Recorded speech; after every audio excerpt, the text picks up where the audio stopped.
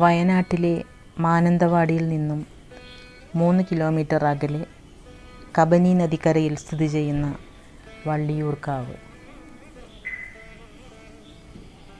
പരബ്രഹ്മസ്വരൂപിണിയായ വള്ളിയൂർക്കാവിലമ്മ ഭക്തൻ്റെ സങ്കല്പങ്ങൾക്കും പ്രാർത്ഥനകൾക്കുമനുസരിച്ച് വനദുർഗയായും ജലദുർഗയായും സാക്ഷാൽ ഭദ്രകാളിയുമായി അനുഗ്രഹം ചൊരിയുന്ന ഇടം.